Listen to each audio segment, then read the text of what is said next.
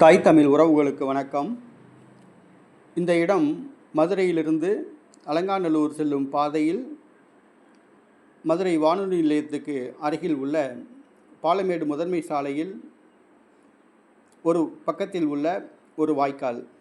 இது பாசன வாய்க்கால். ஏறத்தாழ ஒரு 30 ஆண்டுகளுக்கு முன்பு கண்மாயிலிருந்து தண்ணீர் திறந்துவிடும். இந்த கண்மாயில் நான் குளித்திருக்கிறேன். ஆனால் தற்பொழுது இது சாக்கடை பாயும் வாய்க்காலாக மாறிவிட்டது. அளவும் சுருங்கிவிட்டது, அகலம் சுருங்கிவிட்டது. ஒரு பள்ளிக்கூடத்திற்கு முன்பு உள்ள இந்த வாய்க்காலில் போவோர் வருவோர் குப்பையை கொட்டுவர். இந்த பள்ளிக்கூடத்தில் உள்ளவர்கள் குப்பையை கொட்டுவார்கள். அப்பொழுது அவர்களை எச்சரித்தேன். இல்லை, நாங்கள் குப்பையை கொட்டுவோம், தீ வைத்து விடுவோம் என்று கூறினார்கள். தற்பொழுது அந்த பள்ளிக்கூடத்தை சார்ந்தவர்கள் ஃபீஸ் போன டியூப்லைட்டுகளையும் இந்த பாக்குமர தட்டுகளையும் அங்கே கொட்டியுள்ளார்கள்.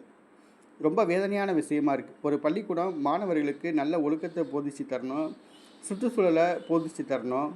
ஆனால் அந்த பள்ளிக்கூடம் இன்றைக்கி கால்வாயில் டியூப்லைட்டை வீஸ் போன டியூப்லைட் ஒரு 100 டியூப்லைட் அங்கே கொட்டியிருக்கு. ரொம்ப வேதனையான விஷயம். சுற்றுப்புற சூழலுக்கு மாசு ஏற்பட்டிருக்கு. என்றைக்கு இந்த மக்கள் திருந்த போகிறாங்கன்னே தெரியல. ரொம்ப வேதனையாக இருக்குது.